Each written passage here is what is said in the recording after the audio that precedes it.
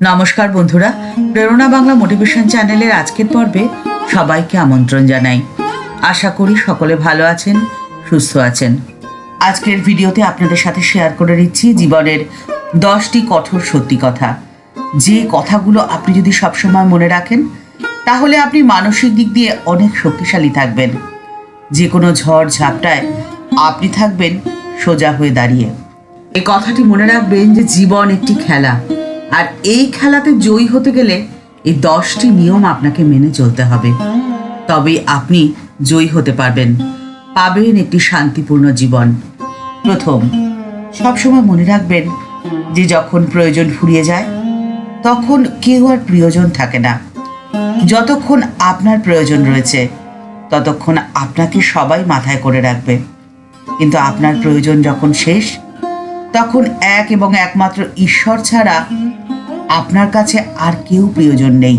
দ্বিতীয়, যখন আপনি দেখছেন যে কেউ আপনাকে ছোট করছে তখন আপনি জানবেন যে আপনি তাদের থেকে অনেক উঁচুতে রয়েছেন, কারণ যোগ্যতাহীন মানুষেরাই অপমান করতে পারে। অপমান করার জন্য কোনো যোগ্যতার প্রয়োজনই হয় না, যোগ্যতার প্রয়োজন হয় সম্মান করার জন্যে। তাই যখন কেউ আপনাকে ছোট করবে বা অপমান করবে, একদম ক্রুদ্ধ হবেন না, আপনি হাসুন। তৃতীয়, জীবনের সব থেকে দামি, সব থেকে মূল্যবান জিনিসটিকে খুব সন্তর্পণে ব্যবহার করুন। জীবনের সব থেকে দামি জিনিস কি বলুন তো? সময়, যা একবার চলে গেলে আর ফিরে পাবেন না।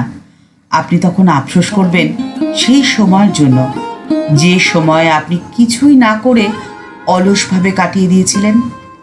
আপনি আফসোস করবেন সেই ভুল কাজটির জন্য, যে কাজটি করে আপনি আপনার জীবনের মূল্যবান সময়টি ব্যয় করেছেন। আপনি আফসোস করবেন সেই কথাটির জন্য, যে কথাটি আপনি আপনার প্রিয়জনকে বলেছিলেন কারোর প্ররোচনায় এসে। তাই সাবধান, আপনি আপনার জীবনের মূল্যবান সময়টি কর্মময় করে তুলুন। সৎ কর্মে নিয়োজিত করুন আপনার জীবনের প্রত্যেকটি মুহূর্তকে, প্রত্যেকটি ক্ষণকে। আপনি আপনার জীবনের সময়টি এমনভাবে ব্যবহার করুন যাতে ভবিষ্যতে আপনাকে কখনো আফসোস করতে না হয়, কখনো অনুতাপে দগ্ধ হতে না হয়। চতুর্থ, আপনি কখনোই ভুল মানুষের সাথে ভুল পথে হাঁটবেন না। ভুল পথে হেঁটে জীবনের মূল্যবান সময়টি অতিবাহিত করা একদম মূর্খামি। পরিবর্তে আপনি সঠিক পথেই হাঁটুন।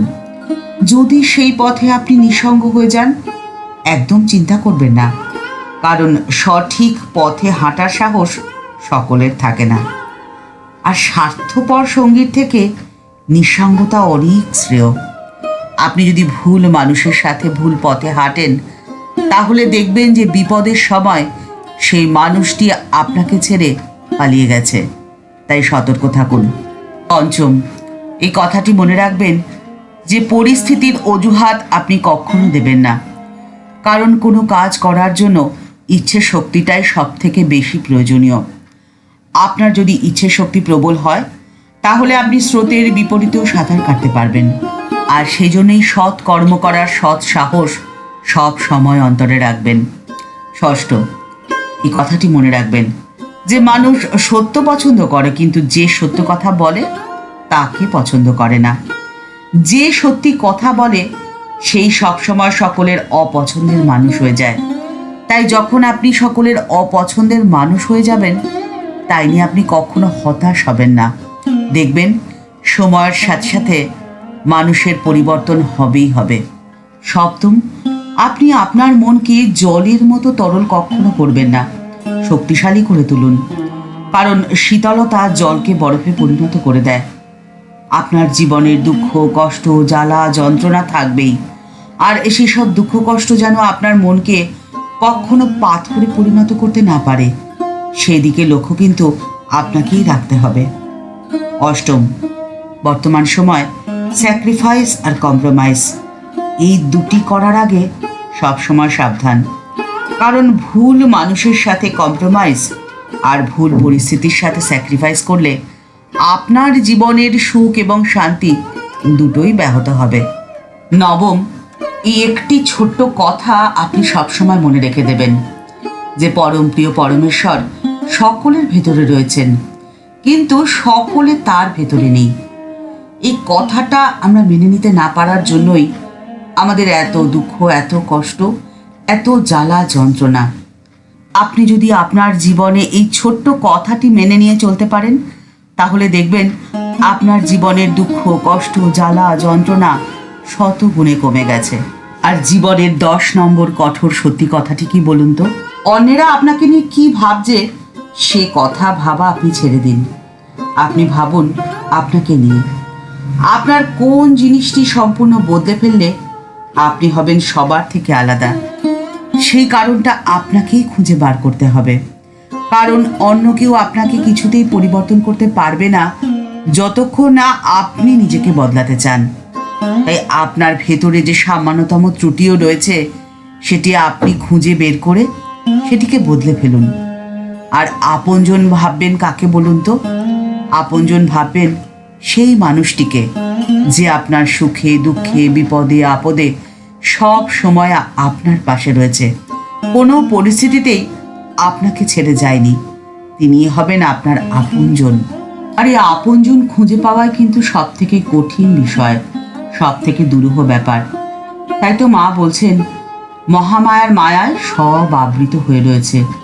মহামায়া যদি পথ ছেড়ে না দেন তবে কিচ্ছুটি হওয়ার জো নেই। আর এই মায়ার রয়েছে 5টি প্রকারভেদ: কলা, বিদ্যা, রাগ, কাল ও নিয়তি। কলা হলো সেই যা ঈশ্বরের সর্বকর্তৃত্বকে খর্ব করে দেয়। বিদ্যা সীমিত করে ঈশ্বরের সর্বজ্ঞত্ব ক্ষমতা। আর রাগের মধ্যে দিয়ে বাধা পায় ঈশ্বরের পূর্ণত্ব। ঈশ্বর নিত্য, তার এই নিত্যত্বকে ক্ষুণ্ণ করে কাল। আর পরিশেষে নিয়তি, যা ঈশ্বরের স্বতন্ত্রতাকে নিয়ন্ত্রিত করে। আর সেই জন্যই হয়তো এই প্রচলিত কথাটি খুবই পরিচিত, নিয়তির লেখা কে খণ্ডাবে। মা বলছেন যে প্রত্যেকেই তার কর্ম এবং সংস্কার অনুসারে নিজের নিজের কর্মফল ভোগ করে। আর এই কর্মফলের মূলে রয়েছে আমাদের বাসনা। বাসনাটি যেন সূক্ষ্ম বীজ, যেমন বিন্দু পরিমাণ বটের বীজ থেকে কালে প্রকাণ্ড বৃক্ষ হয়, ঠিক তেমন আমাদের মনের বাসনা থেকেই এই সমস্ত কিছু সৃষ্টি হয়। বাসনা থাকলে তো পূর্ণজন্ম হবেই, যেন এক খোল থেকে গিয়ে আরেক খোলের মধ্যে ঢুকিয়ে দিল। তাই জীবনের পরিপূর্ণতার জন্য মা বারবার নির্বাসনার কথা বলেছেন। মা বলছেন, মানুষ যেমন জীর্ণ বস্ত্র পরিত্যাগ করে নতুন বস্ত্র গ্রহণ করে, আত্মাও ঠিক সেরকমই জীর্ণ শরীর ত্যাগ করে নতুন শরীর গ্রহণ করে। তাই জীবনকে সৎ এবং সুন্দরের পথে পরিচালনা করা অত্যন্ত প্রয়োজন। মা বলছেন, আমাদের দেহ নশ্বর, কিন্তু আত্মা অবিনশ্বর। দেহের বিনাশ আছে, আত্মার তো বিনাশ নেই। আর সেই জন্যই এই জন্মের কর্মফল পরজন্মেও আপনাকে তাড়িয়ে নিয়ে বেড়াবে, যাকেই বলা হয় প্রারব্ধ। প্রারব্ধের ভোগ আপনাকে ভুগতেই হবে। জীবনের এই কঠোর 10টি কথাকে আপনি সর্বদা মনে রাখুন। আপনার জীবন হবে অনেক শান্তিপূর্ণ। ঠাকুর, মা ও স্বামীজির চরণে প্রণাম জানিয়ে আজকের পর্ব এখানেই শেষ করছি। দেখা হচ্ছে পরের পর্বে। ভিডিওটি যদি ভালো লেগে থাকে তাহলে তা শেয়ার করার অনুরোধ করছি। আর এই চ্যানেলটি ভালোবেসে যারা এই পরিবারের সদস্য হয়ে গেছেন তাদের জানাই ভালোবাসা, শ্রদ্ধা ও প্রণাম। কিন্তু যারা এখনও এই চ্যানেলটি সাবস্ক্রাইব করেননি তাদের আমাদের পাশে থাকার অনুরোধ রইল। চ্যানেলটি সাবস্ক্রাইব করে বেল বাটনটা ক্লিক করে দিয়ে অল বাটনটিতে ক্লিক করে দিন। তাহলে এই চ্যানেলে ভিডিও আপলোড হওয়ার সাথে সাথেই আপনার কাছে নোটিফিকেশন চলে যাবে। সবাই ভালো থাকবেন, সুস্থ থাকবেন। নমস্কার।